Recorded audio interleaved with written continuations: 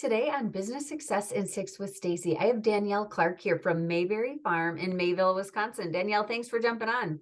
Thanks for having me.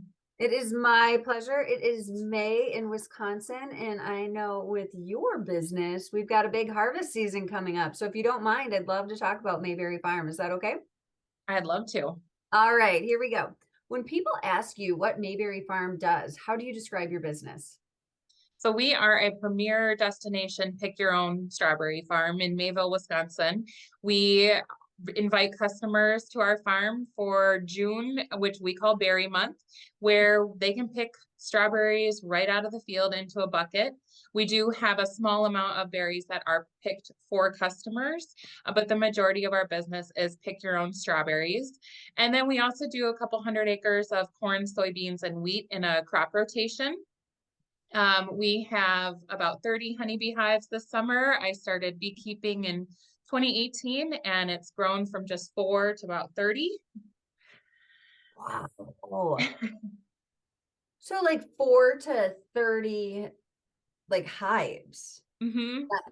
Okay, so like I am so uneducated in the honeybee area, but there's so many benefits for that for your farm as well. I know like for pollinating, they talk about like no mow May. Is this really helping your farm as well? Is that why you have so many?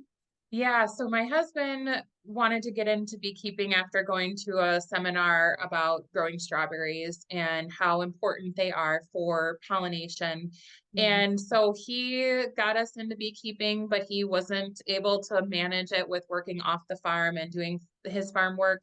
So I started taking over in 2018 and I just fell in love with the process of bringing bees into the farm in spring and then getting them to produce honey, and also how it has affected our crop. It has really improved our yields, and it has just become a really crucial part of our operation. So cool. Well, thank you for doing that and also helping your farm out as well. It's a win-win for everybody, right? Absolutely. So you talked a little bit about the way you started adding bees. What were your plans when you started and took over the farm, bought the farm, and then how have they changed? When we got here in 2017, it was an established strawberry farm, and we had no idea what we were doing. But we were so excited and young and green that we were just really interested in growing more produce and growing our farm, that we kind of, instead of just focusing on one really important area, we went really wide. And the second year, we really felt the overwhelm of that. We kind of thought we could do everything. We wanted to grow sweet corn and pumpkins and all the things. And we still do, but we have learned that it is so important to focus on what sells. And for us, that's strawberries. So Sure. strawberries is our main revenue generator here on the farm.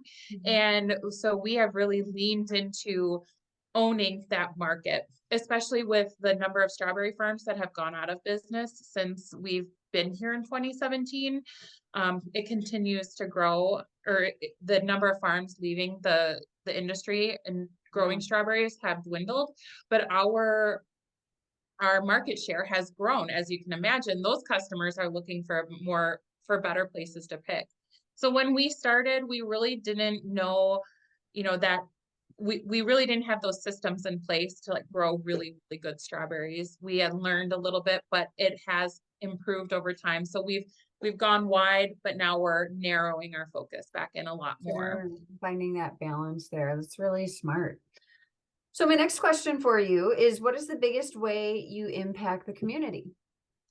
So this farm has been picking strawberries here since the 1970s, and the one of the first things we heard was, "We are so happy that you're continuing the strawberry picking tradition." Mm. This farm, whether we knew it or not, is so important to families because you'll have multiple generations coming out to pick who will say to us, "I remember picking here as a kid when the previous owners owned it, or the previous owners before them owned it." And then they'll bring their kids. And the number of families that say, it's our tradition to go pick and then make jam, we're a part of that with their family and their traditions. And it's just such a beautiful, as a mom and a wife, like it's such a beautiful experience to be a part of. So that's been really important for us. Also creating partnerships with our local businesses. So I work directly with a lot of the other small businesses in the area, um, supplying what they need in terms of produce, like strawberries or even eggs from our Mhm. chickens, or now rhubarb for pies. And then in turn, they promote our products. So it's been amazing to establish these relationships with other small business owners. We also started doing a farm camp for kids a couple years ago, and that just took off. We had 80 kids the first summer, and we Wow. let them come to the farm for a couple hours every day for a week. They get to learn about strawberries. They get to sit on tractors. They get to hold baby chicks, things that the next generation isn't going to have an opportunity to unless we give them one. So that's been a lot of fun. That is huge, and that what you just said, the unless we give them one, because I was like, no, they have to experience these things. It's just being on a farm is such an organic and healthy and fresh way to learn where we've come from, but also what we need to remember, because we need to be able to be able to harvest our own stuff, or at least have the idea of it. We can't completely lose that, right? It's so important for kids to see. So thank you for doing all of that. I just think of my fond memories of my mom taking me to strawberry farms to pick too. And then when my kids were little, and now I'm like, even though my kids are big, I got to get back there. What? So let's go. So my next question, I've got to imagine that there's challenges owning a farm. What is one of the biggest challenge that you have faced that other business owners could learn from? So for us, we love to dream big. You know, the sky's the limit here. We're always thinking about new things we could do. We've talked endlessly, and my husband and I are the kind of people who are like, if we get an idea, we know we can do it because we've built this confidence in ourselves as business people.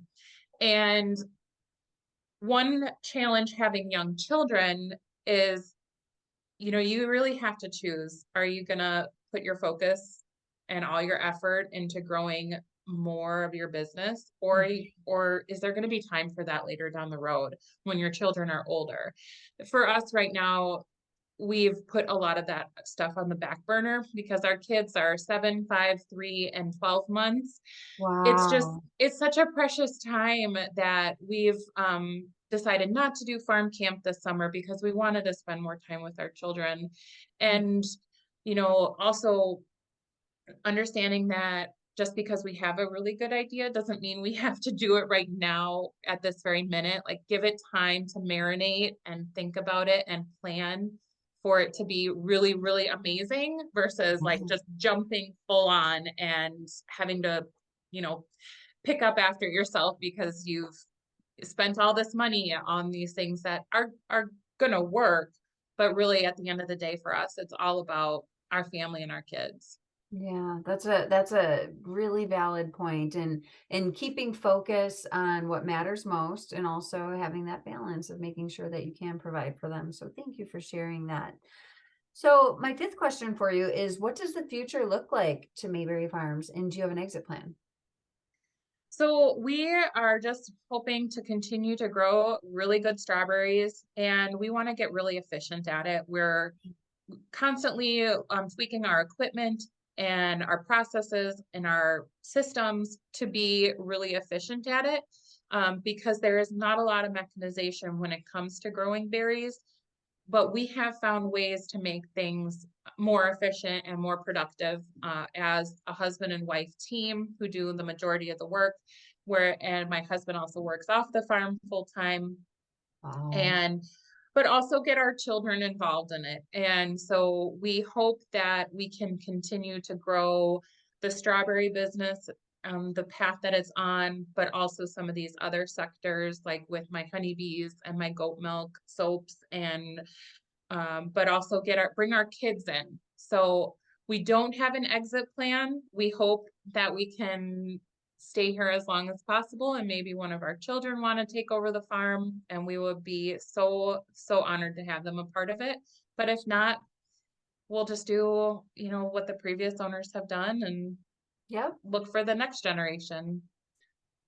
Thank you for that. I love that you talk about systems because that's something our coaches talk about all the time is if you want to grow your business and become more efficient, you have to have systems. And systems are going to break at times as you grow them, but they're also going to keep your business running. So thank you for bringing that up and sharing that with our listeners here. My final question for you, Danielle, is all subjects open. What inspires you most?